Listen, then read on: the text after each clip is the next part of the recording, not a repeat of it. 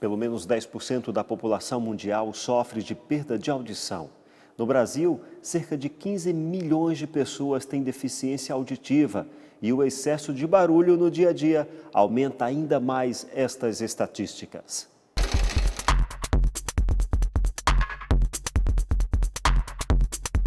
Segundo a Organização Mundial da Saúde, o volume de ruído suportável é de até 70 decibéis. Mas em uma oficina como essa, o barulho é tanto que o ruído pode chegar até 95 decibéis. A gente vai entrar agora aqui dentro dessa oficina e tentar conversar com os funcionários nesse volume, o volume normal. Será que eles vão entender a gente? Vamos lá.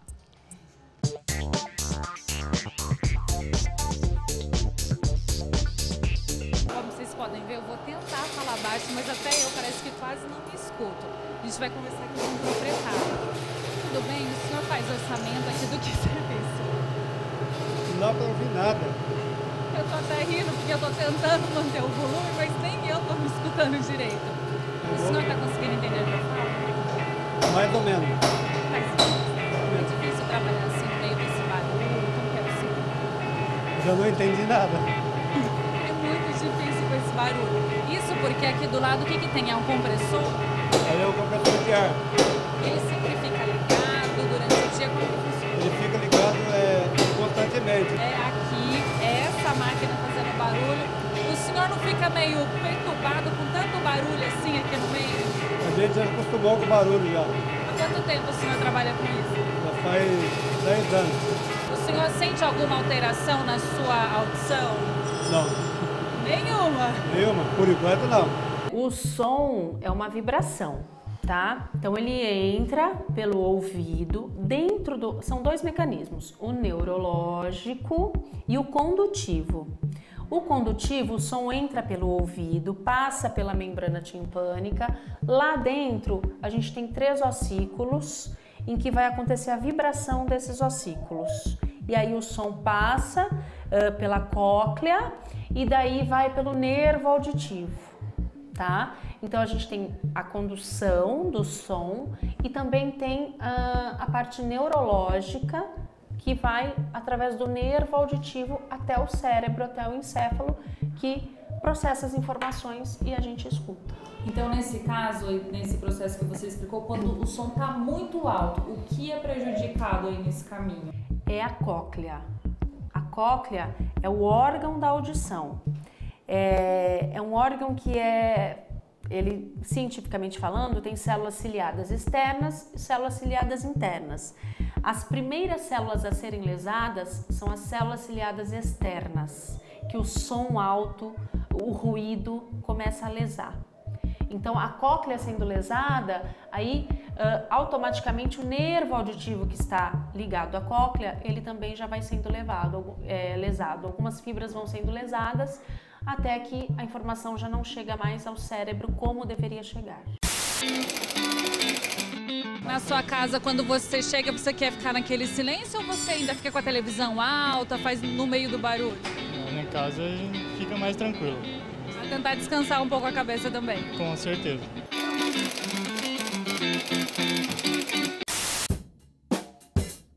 Você, por acaso, sente alguma alteração na sua audição? Ou quando você chega na sua casa, você é do tipo que todo mundo quer escutar a TV baixa, mas você quer lá aumentar muito o volume porque não está escutando direito? A gente tem esse costume de trabalhar com barulho, a gente acostuma com ele. Então a gente quer cada vez mais barulho na nossa vida, que a nossa vida vira um barulho, entendeu? Mas assim, lá em casa, às vezes, gosto de barulho, mas mais final de semana, mas assim, durante a semana é bem relax, é bem silencioso lá. A esposa não reclama quando começa a aumentar o volume da TV, dentro do carro o som tem que ser alto, por conta de estar acostumado com esse tanto de barulho? Sim, quando eu saio com ela, a gente deixa o rádio alto, ela, como é que você consegue dirigir assim? Mas é costume, então a gente já sabe direcionar cada barulho na nossa vida, entendeu? E agora você acompanha mais um plantão da redação.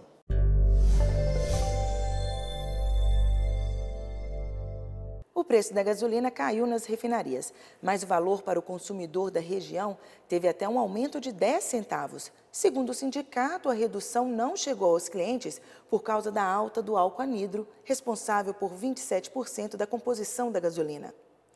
E nessa semana, as cidades da região tiveram os dias mais quentes do ano. Em São José dos Campos e Taubaté, os termômetros chegaram a marcar 36 graus e em Guaratinguetá, 37. O último recorde de calor no Vale do Paraíba foi registrado em fevereiro, quando os termômetros alcançaram a marca dos 35 graus. Segundo o Centro de Previsão do Tempo e Estudos Climáticos, este verão deve ser o mais quente dos últimos anos. Eu sou Kivia Henning e você acompanha agora como fica o clima em algumas cidades. Pindamonhangaba, mínima de 16, máxima de 26. Jacareí, mínima de 19. Jacareí, mínima de 19, máxima 26. São Sebastião tem mínima de 19, máxima de 23. E Campos do Jordão, mínima 13, máxima 20 graus. É fato, nem sempre conviver em casal é tarefa simples.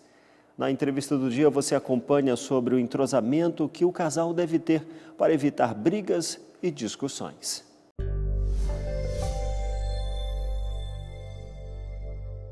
Doutora Sandra Costa hoje está dividindo conosco seus conhecimentos aí na área do relacionamento, dos casais.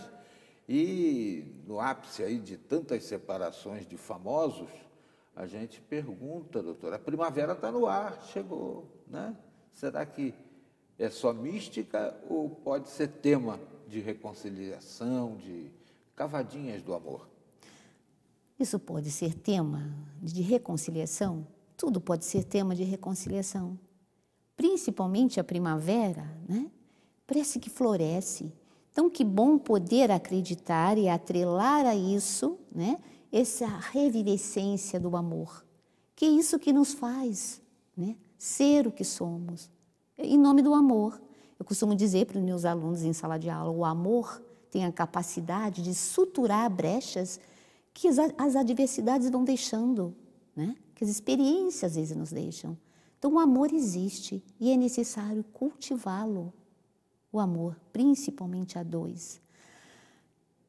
Falando de relações que estão se desmanchando, assim que eu costumo dizer, né? Temos realmente uma avalanche de separações e precisamos nos questionar e precisamos investir um pouco mais de reflexões para isso. E por quê? As pessoas não estão acostumadas mais, eu acho que não estamos ensinando os nossos filhos a enfrentar o dia a dia. E às vezes, aquilo que não é tão fácil de se viver. Não é fácil viver as diferenças dentro de uma relação, mas eu preciso identificá-las. Então, eu preciso reconhecer a diferença, eu preciso aceitá-las. Em seguida, eu preciso ter o prazer em conviver com essas diferenças. Penso que aí está a criatividade do amor, né? Sem isso, como eu posso viver com alguém? Porque por mais que nós nos amamos, eu tenho a minha individualidade e não vou perdê-la. Nem ele vai perder a dele. Agora, doutora, tem vezes que uma terceira pessoa é a solução para um problema? O que seria essa terceira pessoa para um problema? Digo, a pessoa recorrer a um profissional, um psicólogo, um psicanalista, sim, sem dúvida. Tentar estruturar aí posições, né? Ver quem tem razão, quem não tem razão, ou quem ninguém tem razão. Então, na verdade, não é nem quem tem razão e não tem razão. Eu tenho mais de 35 anos, né, enquanto psicóloga, cuidando das relações, inclusive da minha relação, né? Primeiro eu cuido da minha para poder ajudar o outro a seguir, a fazer esse percurso, né, dentro de uma relação. E não se trata de quem tem razão ou não tem a razão, mas que lugar cada um está ocupando. O que é que eu posso te dar? O que eu não posso te dar? O que às vezes alguém solicita, né, do parceiro e ele não tem para dar? Às vezes é preciso reconhecer isso. Às vezes, aquilo que eu tenho que dar não é algo que eu goste muito, mas por te amar, eu posso lhe dar pelo menos um pouco. Eu tenho a impressão que esse momento de dificuldade econômica, essas crises todas, também tem levado os casais a esse momento de clinch, né? Se não existir uma coesão, né? Uma coesão em nome deste amor, acho que essas crises realmente vão entrar, né? Porque daí ficam brechas. Porque o que é uma crise financeira dentro de um casamento? Difícil, difícil. Principalmente se nós pensarmos em termos de quem trabalha mais, quem ganha aqui, quem ganha ali, quem ganha mais. Isso, muitas das vezes, é um problema muito sério dentro da relação. Se nós temos uma relação a dois, se existe uma família, não existem dois barcos, não existem duas carteiras, é um barco. Se algo acontecer e afundar, todo mundo vai, não é? Então é preciso ter esse consenso, é preciso ter essa coesão. Eu acho que daí é uma unidade. O poeta diz que o amor, posto que é chama, que ele seja eterno enquanto dure. Né? Existe verdade plena nessa expressão ou pode ser contestada? Eu acho que não dá para contestar. O amor pode ser pleno. Eu preciso acreditar que eu posso amar, construir minha relação, envelhecer junto de você. É assim? Eu acho que isso é tão poético e tão verdadeiro e lindo. Eu acredito muito no amor. Ele permeia a nossa existência. Eu preciso acreditar que eu vim a partir deste amor. E se por acaso, né, eu fui concebida, e se existiu alguma adversidade, alguém pode dizer, mas acontece alguns problemas aí, né, as pessoas não... Mas pelo menos, de alguma forma, a mãe desejou, né, em nome até da maternidade dela. Então eu preciso acreditar que eu vim porque existiu o amor. Né? Senão, como eu vou construir a própria personalidade? Difícil, né? Olha, eu quero agradecer muito a presença da psicanalista Sandra Costa, que nos trouxe momentos importantes de reflexão a respeito do relacionamento dos casais. Doutora, eu vou convidá-la a voltar mais vezes, e especialmente para falar sobre o relacionamento com os filhos, que tocamos hoje no assunto, mas precisamos aprofundar um tanto mais essa matéria, tá bom? Agradeço a sua presença e prossigam com o Repórter Setorial. Nesta edição você viu sobre o dia a dia do professor e como seu trabalho influencia no comportamento do aluno. Presídio de Tremembé implanta projeto de leitura que pode diminuir a pena das sentenciadas. Comum entre os brasileiros, o cafezinho possui substâncias que prejudicam a saúde. Crianças que sofrem bullying podem se tornar adultos problemáticos. Estes são alguns dos destaques mais importantes desta edição Resumo Semanal. Você pode conferir todas as nossas reportagens no site repórtersetorial.com. Acesse, compartilhe. Visite também nossa página no Facebook. O endereço é facebook.com/repórtersetorial. Dê uma passadinha no nosso Instagram. Visite também o nosso canal no YouTube, youtube.com/repórtersetorial. Temos um encontro marcado de segunda a sexta ao meio-dia e aos sábados e domingos às 11 da noite. E lembre-se, a boa notícia é, quando Jesus voltar, todo olho verá.